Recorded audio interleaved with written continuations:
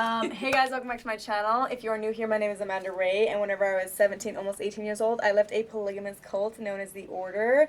If you're interested in hearing more about that, I have videos on that subject on my YouTube. This is also going to be on my podcast, so yeah, if you want to comment on this podcast episode and say your input or have questions about it, go to my YouTube. If you guys don't know who this is Leah. And she was you were on the first episode of Escape Blooming. I was, yes. First episode, first escape.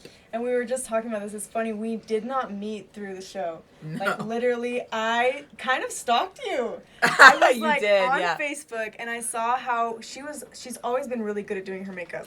So I literally was like, typed it all up. Can I pay you to do my makeup? Because I wanted her to teach me how to do it. Did you think that was weird that I did that? No, honestly, I've made so many friends that way, so I'm all for it. That's how we became friends. But so Leah left the AUB group, which is known as the Apostolic United Brethren. Okay.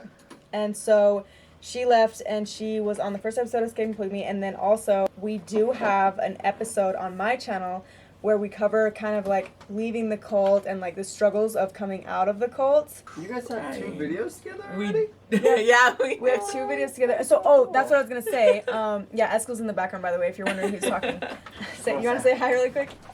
Say hi. Hi, guys. So he did film a little questionnaire for his YouTube. So if you want to see that, go to Esco's YouTube channel. But what I was going to say is if you want to watch the interview of us, Leah has a channel, and I'll leave that link down below, and I'll also leave her Instagram down below as well. Yeah, we did do a video, and it was kind of about, like, comparing the cults. Mm-hmm. But what I really wanted to talk to you about today is a lot of people, it's so weird, people still don't know about the AUB group.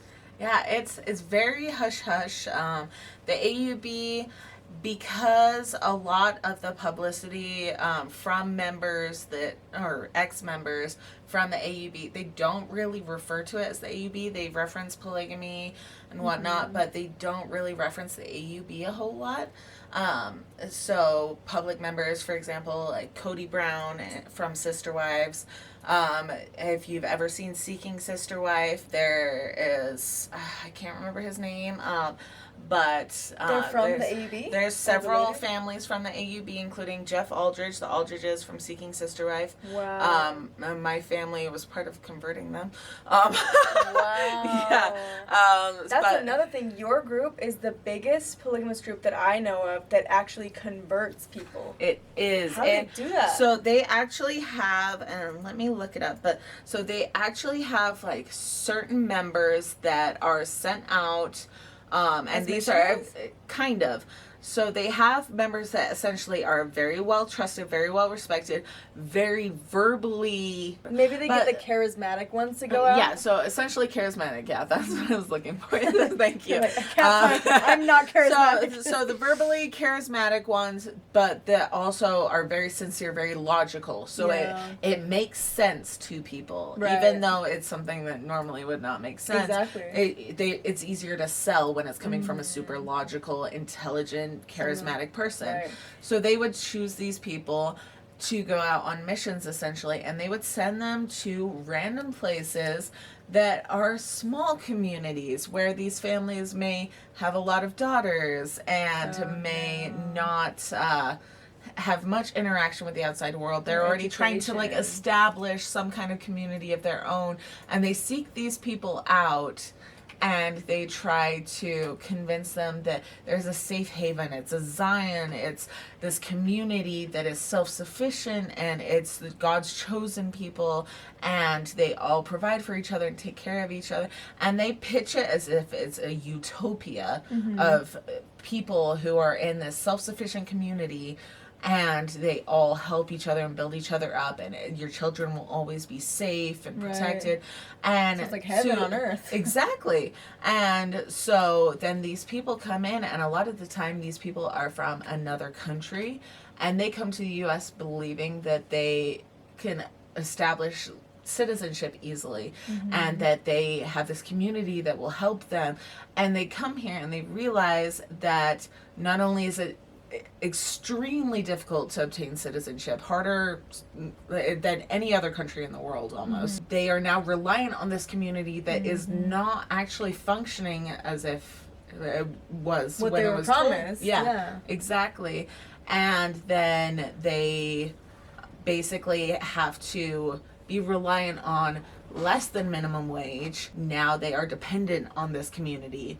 And usually the families that get converted are families with a lot of daughters. Wow. Or families that are highly intelligent, that already own successful businesses, or have a significant amount of money, whether they've inherited it, or for example, my godmother, she was extremely wealthy. She was converted to polygamy.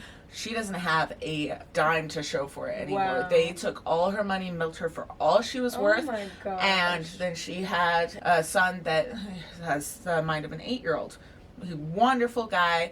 They left her out penniless. Like, to take care of this. They would not take any responsibility for him because he could not have kids. He could not contribute anything to the community. So like, they bye. didn't care. She had to relocate back to England with no money. Wow. No support, no family. That's ridiculous. And it was horrible. Like, she was such a good person. It and they sounds just so basically much like robbed the her blind. order. Yes. Yeah. I want to talk a little bit about how your church is similar to consecration, but also, just for viewers who don't know, Leah's family was converted from England to Apostolic United Brethren. Look up Apostolic United Brethren, and apparently the member count is 7,000 to 10,000. And you think a lot of those are converts? So there is a significant amount that have been converts, yes, but a big portion of that is established by either the Allreds or the Jensens. Okay. Those are the two most prominent families within the AUB. Allreds being the most significant. The AUB is commonly referred to as the Allred group, because essentially the founder was Rulon Allred, taken over by his brother Owen Allred. What? Because Rulon Allred was the one who was murdered. Yes. Right? So the very first leader was murdered by another polygamous cult. Yes. So there was the LeBaron family, and so Ervil LeBaron, he basically had a hit list for anyone that questioned him, questioned his authority. Referring to the LeBaron group, who actually is located in Mexico now. Yes. But the LeBaron group, the biggest, I just want to preface so that you guys know what we're talking about. Their biggest thing was they believed in the blood atonement, which actually did come from Joseph Smith, or it came from at least the LDS history far back. Yes. So the LeBaron group believes, and here's what the blood atonement is, and you can look it up. The blood atonement is they believe that if you are sinning, like let's say you're not going to church or you're not following the word of wisdom, they can kill you so that you stop sinning, so that they can save you from going to hell. Yeah. And so this LeBaron guy, I just think he was like batshit crazy. Yeah. But I think that he calls him Evil LeBaron. His name was Evil, Ervil. But they call him Evil LeBaron. But from my understanding, and you tell me what you remember about this, my understanding was he didn't want other polygamous churches preaching because they were preaching false prophecies. So he got his wives, was it? Yes. To mix. So his wife, I believe, and I'll have to look up her name. I believe his wife was significantly young. I think she was like 16 or 17. This is all public information too. You can look it up. It is, yes. So you can look it up if you just type in Rulon Allred murder, LeBaron cult, anything like that. The person that murdered Rulon Allred was one of Ervil LeBaron's wives. I believe she was 16 or 17 at the time, but he was murdered in 1977, and her name was Rena Chenoweth. And she talks about it, so you can actually hear her talk about it. She actually is out of prison now. There was another woman that was with her, and I believe she was released too, but she's kind of living like low-key. Essentially, Ervil LeBaron had this hit list, and he would have his followers, specifically his wives that were young and were less likely to get like life sentences or anything like that, to carry out these murders for him. Did they talk about what he said that made them believe that your leader needed to die? I know a lot of it was like severe manipulation. A lot of it was that their salvation depended on it. Their children's salvation depended on it. And it's probably easier for him to convince these younger women to manipulate them. And from what I have read, and this again is all like public information, anything you can find on Google, interviews with her herself and whatnot, a lot of it was she was completely smitten with him, completely thought he was king of the world and was supposed to be the ruler of The polygamous group was supposed to like God's spokesperson on earth. He was God's spokesperson. He was supposed to bring forth the next coming of Christ and carry them all off into this great like afterlife. And so she was convinced by this, and so when she carried out these murders, she didn't even give it a second thought. She was just, this was what she was supposed to do in order to gain salvation, exactly. Right? Yeah. And so, and a lot of his followers were like that, and there's still a hit list out there that has not been completely fulfilled. Essentially, like the FBI or someone has this list now and is aware of it and has been relocating people on this list. Wow. But there is still a list out there that contains members of the order, members of the FLDS, and members of the AUB that are on that list. They were supposed to die. That are supposed to die. Wow. And there is still a list out there, and there are still followers of LeBaron that are still trying to carry out those murders. Did he go to prison for the He murders? did, and he Right? died in prison. Oh, okay. So, Because I believe he died in prison. I'll have to Okay. look it up. I'll have to leave this video link down below, but I did do a video for October. I like to do like these more spooky videos, and I did a video kind of on this group, but also on how the orders, we have some members that escaped the LeBaron group and joined the order, and that's probably why we had some type of a hit. Or also because we were preaching wrong, right? Because we were a different polygamous group. So he did die. He did die in 1981. Okay. So he did die. He died in the prison up in Draper. Yeah. He was when I was doing my research on this, he apparently was responsible for, that we know of, for at least 25 murders. And one of them was his own brother Joel. I believe he had another brother that there was a hit ordered out on. I don't know if it was carried through or not. But there is quite a bit of information on some of the murders that were carried out on his behalf. But he did have a lot of beef with the AUB for some reason. It was interesting because there were several LeBarons that tried to join the AUB, kind of gain refuge. And they were always treated terribly. So some LeBarons did join. They tried to. Yeah. But they were always treated terribly or like kind of bleed out because the race thing? Or? So it was because of the name associated with it. They just okay. didn't want anything to do with it. Like, it'd be bad image to take on the last name of someone that had murdered. Well, of course, yeah. Because the main polygamous church building is called the RCA building, the Rule and Clark Allred Memorial Building. Is that the building?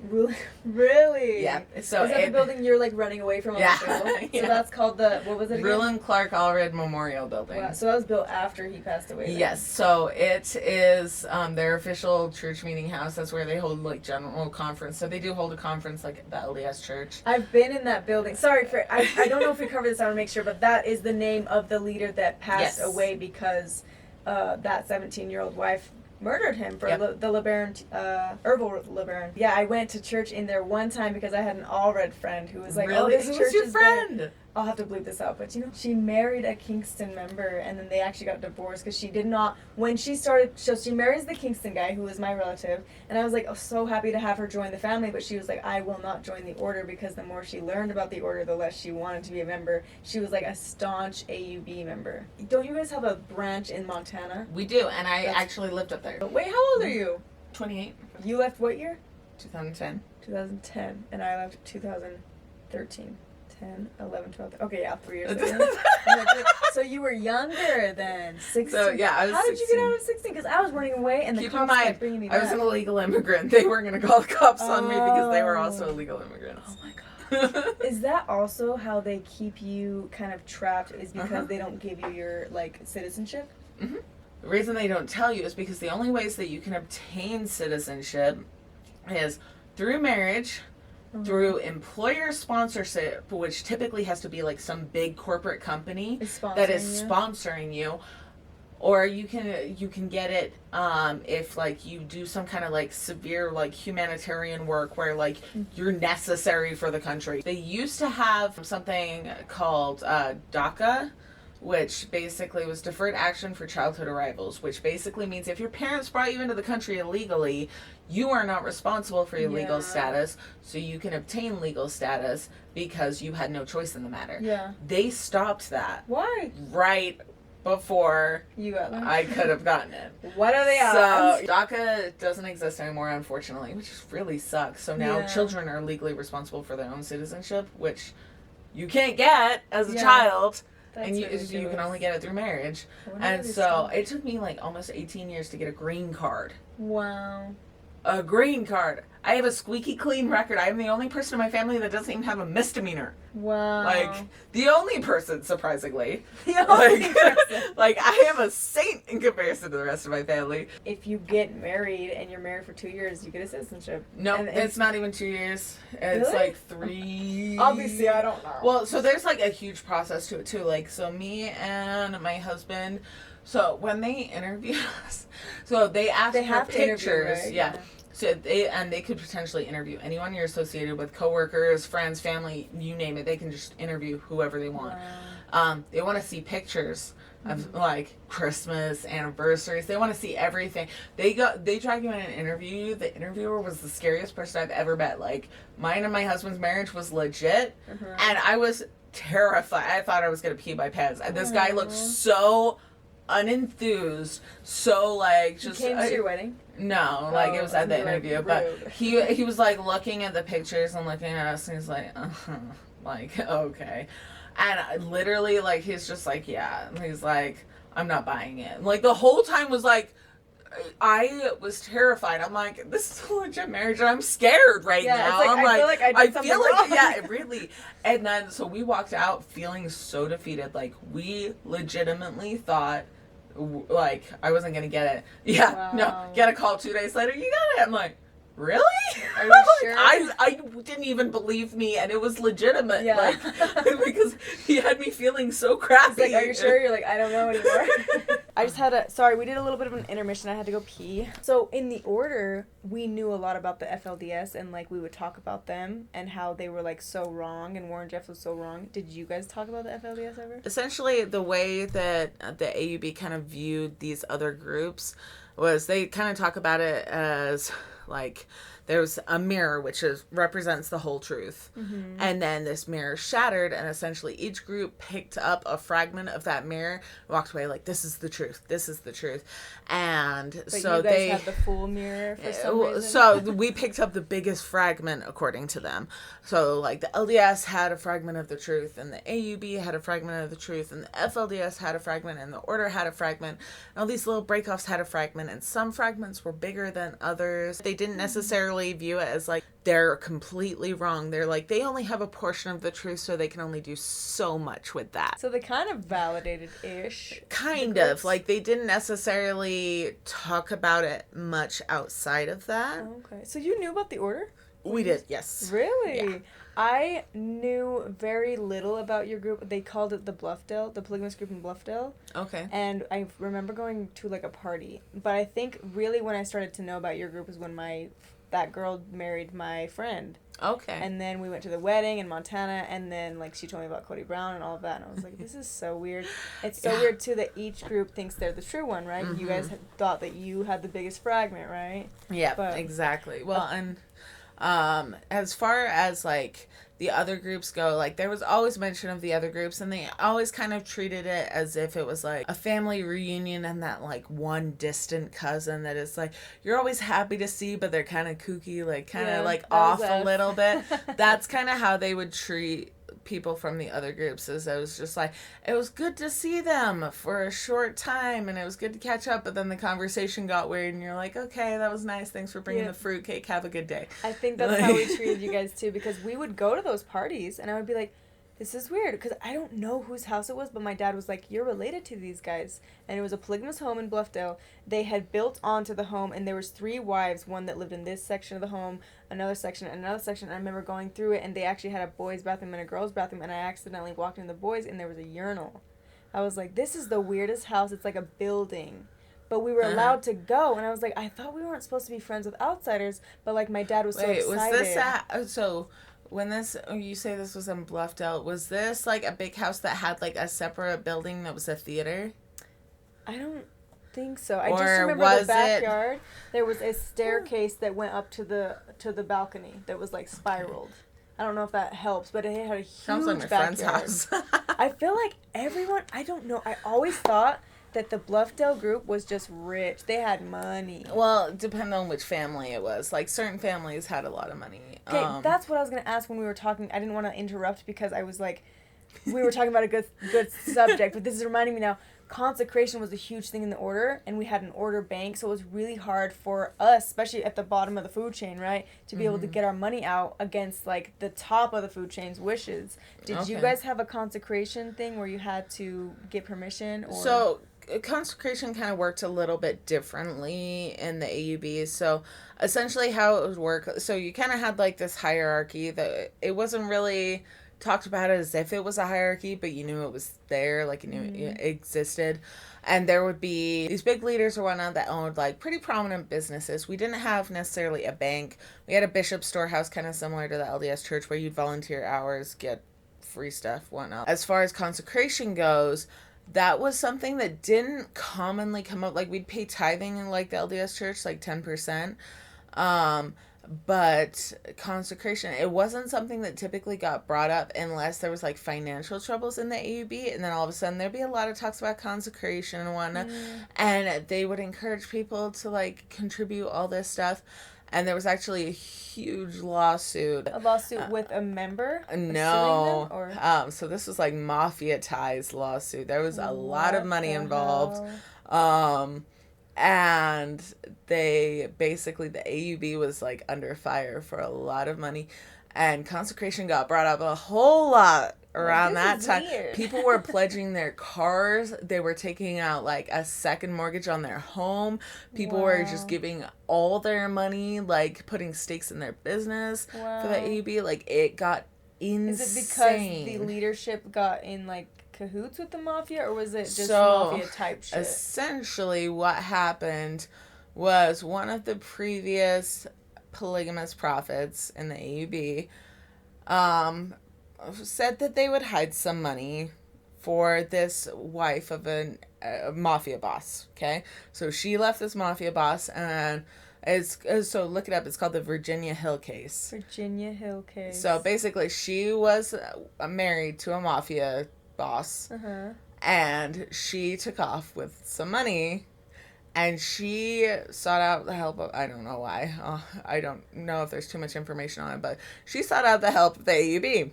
Don't know why, but she had all this money, and she's like, I need you to hide this, like, you can have a portion of it for hiding it, but like, I need you to hide this for me. And the AUB decided to invest in an awful lot of property, and like, take care of themselves a little bit, because this money was off the books. Like, there's no record of it. And she came back and sued the hell out of them. Wow. Because they didn't give her any of the money back? Nope. Did she get any of it back? I don't know, but that was what the whole lawsuit was about. What the But they were like hell? very hush about it, and they were like, no, like, that's not what happened, this blah blah blah blah. Why? Like, Every polygamous group has so much shady shit. Oh my god, but what's funny though is like the same mafia boss that she was kind of like in cahoots with happened to be related to like so many people in the AUB. Like, it makes sense why she kind of sought out the AUB is because there were a lot of ties there, and the AUB had a lot of involvement with the mafia. Is that where the militia starts? Because if you guys watch Escaping Polygamy, what's that guy's name that went on? Jesse Rayner. So Jesse, if you watch Escaping Polygamy, Jesse is the, I never met him, but Jessica helped. He was my sister's uncle-in-law for a little bit. Oh, wow. Yeah. Okay. So you knew him, kind of. Yeah. But, okay, so for those of you who don't know, this Jesse guy we're talking about, he, needs help. So Escaping Polygamy comes in, and they, help him leave with his two wives, who are sisters, right?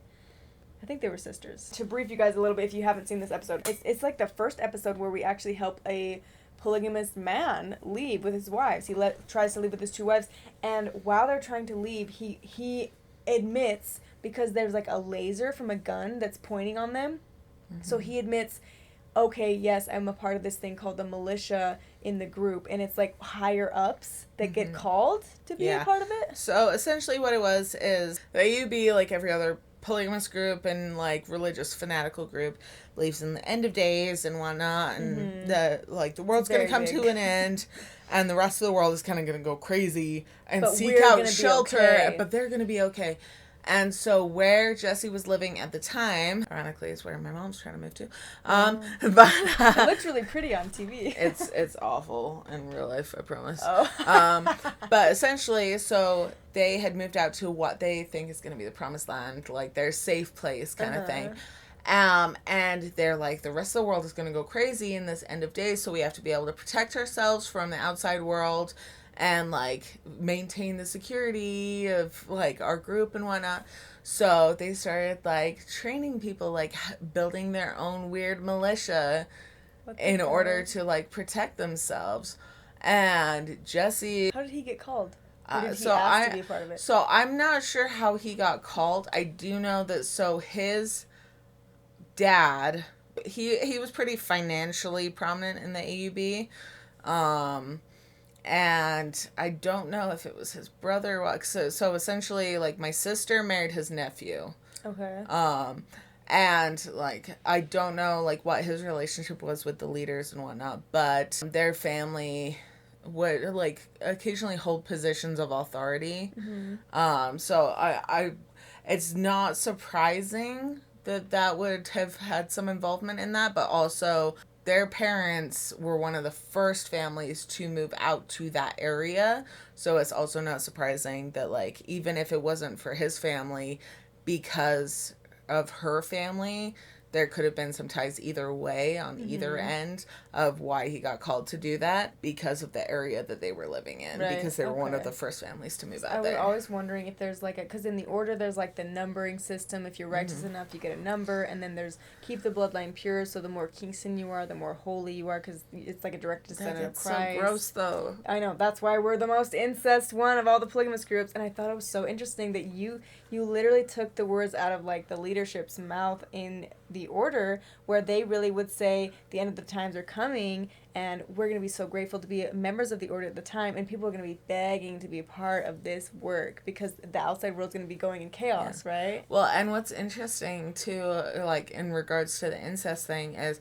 so I had a really good friend in the AUB who ended up leaving because it was the running joke that because he was related to everybody, like every single family. Wow. And because like I think it was his mom that was an Allred, and his dad was a Jessup or something like that. And so they were all related to everybody, because Jessups are related to this and this and this, and Allreds are related to everybody. And so it was a running joke that he would not be able to get married in the AUB unless he married like his cousin or something. Yeah. And so people did that though, there, right? Yeah, they did. He didn't want to. So yeah, he didn't want to. You know, like the LDS Pioneer Trek? So the AUB still did that, right? Yeah, if you don't know what that is, watch my video. I'll leave the link down below. So cringe. But anyway, so he was essentially my brother on the Pioneer Trek, right? Okay. So you're assigned like a family to pull your handcart with and whatnot. I broke my foot first day, so it was good. I got to ride the handcart the rest of the way. Hell yes. Okay, I was 12. They let me in early. Like, normally you have to be, like, I think it's 13 to go or something like that, and they let me in early. They were joking around how I'd be the only person he could marry without it being incestual. Because you were from Because I wasn't related to anybody. And we both thought that was so gross, because I was 12, and at this time he was, like, 21. Ew. Yeah. And, like, we're still friends on Facebook. He ended up leaving the AUB, but there's so many people that I've heard that, like, I used to be close with that left the AUB because they're like, there's nobody left that I can marry without me being related to them. Like, I can't do that. That's gross. That's the thing, is your group is the one that brought the most people in, but it's still, like, I think it's pretty hard to convince women to want to join.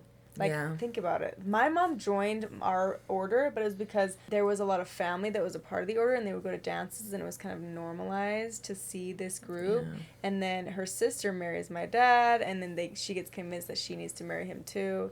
So, but it was very rare to see a woman get converted. I feel like back in the day it was more common, but now it's like no woman, everyone would be like, I would rather be single. Which is really interesting, because it's like, in my case, my mom was the one that stayed, and my other mom was the one that stayed, and my dad left. Which is crazy, because so her dad Well, your mom was obviously on board because she moved. She across was the one country. that motivated my dad to join. Wow. Yeah. Okay. That I always thought your dad wanted to join just to live No, polygamy. my dad, his idea was more so like the utopia, like the self-sufficient community and whatnot, like children always being safe. And your mom's like, and I think my I'm mom, God, honestly, I've had questions, Like, like mother? so many questions. Did you guys have girls in your group? So, in our group, the prettiest girls would always get to be the first wife, second wife. Like the prettiest ones were the ones that are everyone's getting direction on, and then the ones who are not as pretty were always like fourth, fifth wives. Like were older when they got married. Oh yeah, well, and so we that would definitely be a thing. But then we also had it where it's like the young pretty wives would get married, right? And they'd start having babies. They'd start getting a little haggard, like they're tired, like they've pushed out like 3 babies at this point, like you know, they put on a little bit of weight, like, and then so the husband would like go out and find a second wife, and he'd find like the next prettiest one he could find. And she has the same thing happen to It her. would literally be like this routine, and the ones that were left were like always the ones from families that weren't as well known or well respected. Like those were the ones that they go for last, because there were some families that had like really dominant genes where like all the family members looked alike, and their last name wasn't like super prominent or anything like that, and so like someone was from that family, and they'd be like, yeah, like a last resort kind of thing. So like in the Kingston group, it was like the less Kingston the man was, then good luck getting married. You're not gonna marry a Kingston girl. So with your group, it wasn't necessarily genetics. It was just if their family wasn't generations in the group. Almost, yeah. So like, because there's obviously the Allreds, which well respected, like well known, and don't get me wrong, there's a lot of really good Allreds out there, ones that have left and ones that are still in it but just are good people. One of the Allreds is Bishop, and he actually helped me avoid getting married at 14 because they were trying to marry me off at 14, so he actually like helped prevent me from that. And I'll be forever grateful to him. He's always been so good to me. I've seen him several times since I've left, and he always is like treated me like I'm just one of his daughters and whatnot. But there are Allreds that get like really high and mighty, and they get on their pedestals. Yeah, but honestly, those are the Allreds that don't have aren't very well established. It's the ones that I'm an Allred, but it's like they don't hold any official standing or anything like that. Hear like the hierarchy of it, because in the order it's like whoever's closely related to Paul Kingston, then they're like, whoa, so holy, or they get more opportunities. So in the AUB, it's different. It depends on your spiritual calling. Your family plays a part in it, but your spiritual calling, like as a bishop or as a council member, as a 70, that's gonna hold more ties. And then also what kind of standing you have as far as your company and your profits and whatnot. There's several prominent families, so we were kind of a minority in the sense that we were very opinionated. We had very different perspectives, and I think a lot of people saw us as either a challenge or a problem.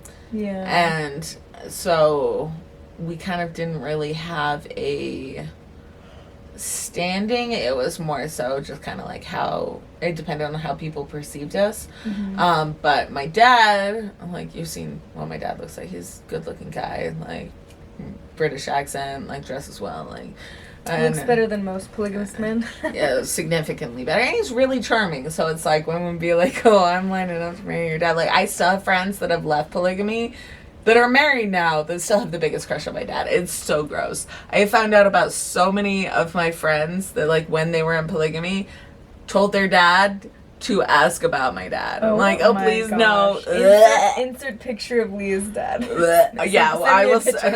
He's a good looking guy. Yeah, I think that for polygamous men, he looks great, but it's also because he's not inbreeding with the, he's fresh meat. Yeah, no, really. Well, and he's always been very charming, very intelligent, and like had very different perspectives. He was always very logical. Yeah. But like even when he was in polygamy, it was like he could talk about it, but he knew more than half the people who had been in it their whole lives. Yeah. And so people were like, "Oh, he's intelligent. Like he knows what he's talking about." Like, and that's ultimately probably why he left. Because that is exactly why he left. Is because he was smart enough to like be like, "Wait a minute here."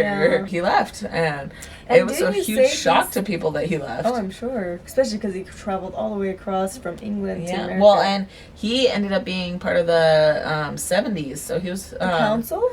So essentially, there's the council, and then there's a quorum of the 70s, and he was a 70. He was the youngest 70 ever. Wow. But he was really well respected, like, and very like well loved. Like, I mean, people were in shock that he left because he was so well known and so well respected. Like, I have people that don't know who I am at all. But I could say who my dad is, and then, like, calm down, quit fangirling. So then when he left, he had to divorce your mom because she wasn't willing to? So he had already divorced my mom and married my second mom legally, but he got a, like, separation from my mom, like, spiritually, and then divorced. Why? His second wife. Wait, why did he have to divorce your mom? So he had divorced my mom to get citizenship. So they were still like spiritually married-ish? Mm-hmm. Okay. Yeah, so he left both my mom and my other mom. I'm not too torn up about it, to be honest. Yeah, it sounds like if you guys want to know more about it, we're leaving that video to link down below, but I remember you talking about the second wife, like, we never liked her. No. We do not claim her. No, we just... No association with that one. Was your mom sad when he wanted another wife? Actually, my mom was the one pushing for him more than anybody. She's like, please get out of the house. No, and not even that. She just was like, you need to get us blessings in heaven. Like, get on it. Because, like, in the order back in the day, they were like 3 wives will get into the celestial kingdom. Yeah. Did the AUB believe that? The AUB kind of treated it like that. Not necessarily that it will get you into the celestial kingdom. They start pushing that more later on. But back when my dad was getting married and they were trying to get him to get married again, it was more so like, so if it's 2 wives, it's like tug of war. Whereas if you have a 3rd wife, it works like an anchor and it like balances everything out. Like a triangle? I guess. Like, in the middle of a triangle? Their logic was really weird on that one. But did they feel like the more the merrier? Because like our leader has the most wives, which is 27. How many did yours have? At 27 wives? 27 wives, over 300 kids. We actually Googled it. So I had an ex-member who was Paul's son. He Googled it, and who has the most kids in the world, in history. And there's like King Tut or whatever, and the people in history like pharaohs and stuff. And then there's Paul Kingston as number 5 because he has over 300 kids that are all of his seed. Okay, hold on.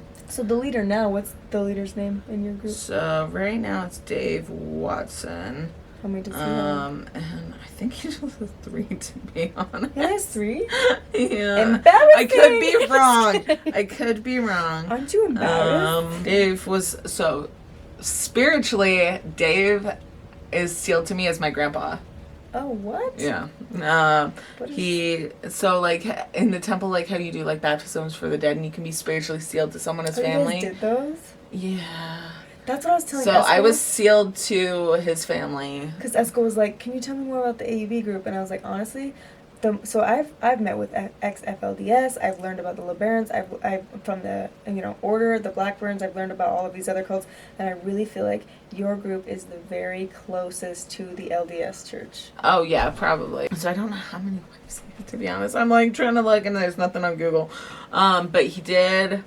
So I know Lemoyne had quite a few wives, and that was the last prophet before. And then there was Lynn Thompson, and I don't know how many wives he had either. That's interesting, because in our group, like, it's like every leader has to have the most wives at the time, and even Warren Jeffs had like, what, 30... He had like 300. I think Marianne Barlow was telling me that, because he just married a bunch of like... I know so many Barlows. It's so weird. I know, I feel like Barlow is a common name in the AUB group too. But AUB, like, FLDS, and the order. Yeah, it's weird because I found out I was actually related to a lot of Barlows and Steeds because of Johnson. Is Johnson a name in your group? Mm-mm. Okay, I wonder if it's just the FLDS then. Yeah, no, we have Super weird. we have Barlows, we have a few Steeds, not many, but a few. Wow. But quite a few Barlows. Yeah. But they do associate with Barlows even if they're not outside of the AUB. I think it's just familial ties, and like a lot of Barlows are very established, Right. like financially, and like That's contribute why I a was lot. asking, I was like, why does your group seem so rich? But I guess there's that mafia thing that happened, and then. Well, and like I think. And you were saying that they owned that property at Fashion Place. Yeah, so the Fashion Place Mall in Murray, AUB used to originally own that property.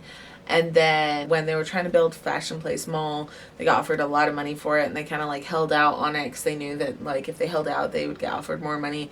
So they kind of like held out as long as they could until they got like the big offer and sold it all off and then relocated to Bluffdale. So originally the AUB kind of home base was in Murray off State Street where Fashion Place Mall is now. That is crazy. So that's where the AUB originally accumulated a lot of their wealth and property. It was all the money from selling the Fashion Place Mall property. Wow. It's crazy to think that all of these different cults, the biggest thing they have in common is money. They're very money hungry.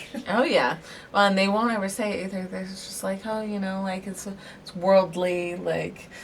You don't need that money. I'll take care of it for you. It's like, interesting. So, because of all of this, I think we've talked about this in the other episode, but do you think that you're kind of turned off to religion because of that? Or what is your belief system now? So, I feel like as far as religion goes, and I don't speak a lot about it because, funnily enough, my husband's Christian. Oh, wow. Yeah, so we're like in a mixed faith marriage, but you'd never know he was Christian because he believes that that's between him and God and it's nobody else's business, which I had never heard of or even like because all these cults are like all about your reputation. Yeah. You have to prove yourself. Exactly, and so for me that was like an entirely new concept, and I was like, I can respect that. Like I think that's probably how it should be. Yeah, but I have a really hard time with religion, like really difficult time with religion. Like it's super triggering for me. Like my daughter had a lot of questions about religion, and I'm one of those people where it's like I feel like you should at least learn about it before like dismissing it or before like joining it. So I've always been like, okay, if you want to learn about it, let's learn about it. But learn about it to the fullest. You at 8 years old. Exactly. I will not let her get baptized. And so she had some questions, so I let her go to like LES church, and I let her go to a Christian church. This is like where Holding Out Help is based too. And even though it's like everyone was super welcoming and nice and everything, it was so insanely triggering for me. And it was just so overwhelming to like even be in a place where it's like, I mean, any mention of like Christ's love or anything, it was triggering for me because that was always used as a manipulation tactic. Like, oh, Christ's love, like he did this for you, he died for you, he saved you, like so you could do this and blah blah blah. And that was always used as a manipulation tactic. And so for me it's like, it's not necessarily that I have a problem with Jesus. I can't say I have a problem with Jesus. I have a problem with the way that Jesus has been portrayed in my life and the way God has been portrayed in my life as this aggressor, as this manipulator. And I can't quite get past it enough to determine whether or not I believe in God or Jesus or whether or not I could even, if I did, try and develop a relationship with this person. Because at this point, it's taken so much to just overcome all the trauma that... Like, I feel like I'd be backtracking in order to heal from it. And it's like, for me, like, I don't feel like religion is necessary for me to heal. Like, a lot of people turn to religion for healing. For me, religion is the cause of my trauma. So it feels like going backwards. And I can't... That's definitely... I mean, it makes sense. And that's kind of where I'm at. It's weird. We talked a lot about God and what God wants and Heavenly Father, blah, blah, blah, blah, the Holy Spirit. But we didn't talk very much about Christ and, like, the... what's that called? The atonement I learned about from an LDS person, actually. So I feel like So I'm not going to say that Christ lived, and I know these things to be true, but I feel like for some reason the idea of Christ doesn't freak me out as much as the idea of God. Because That's interesting. they ruined So it was the more idea. like, I feel like it was a mix of both that was pushed on us, but it was very much like Jesus this and Jesus that and Jesus For you this. guys? Yeah. So it's like, it's interesting that it was more God for you. Yeah, because I think they really kept the idea of the atonement and forgiveness hush-hush because they really wanted to guilt us and be like, you can get forgiven, but, like they didn't want That's interesting because it's like, that was kind of like the selling point. Like, Jesus died for you. Weird. Like, So that's what the are you difference. going to do? Like... How are you going to repay Like, you're him? going to compensate for this somehow. You're like, how do I do this? How do I do this? I guess I'll live polygamy. Like, yeah, well, and it's like, there would be this big thing on, like, you have to have a testimony, and you have to, like, have this, and you have to have this, and it was just really uncomfortable. Pressured to hurry and find that testimony. Exactly, and it's like, it was always really funny to me, because I would kind of come up with this testimony, like, on the spot, and my parents would just be, like, in the audience, like, oh, she's sharing her testimony. Just, like, literally, like, and, like, sitting there reading something from my hand. And, oh, no. Charge the battery pack. Hey, guys, so at this point, the camera died, and it was, like, 2 a.m, so we decided to call it good for the night, but Leah said she wants to do some more episodes with me, which I'm super excited about. I'm so glad that she agreed to do this podcast with me. And if you guys have questions for the next episodes, just go to my YouTube where I'm posting this podcast episode and leave them in the comments down below. And we'll put together another episode for you guys. Again, I wanted to thank Leah for coming on my channel. And I am leaving her YouTube and her Instagram information linked in the description box down below. So go ahead and follow her and show her YouTube some love. And I will see you guys on the next episode.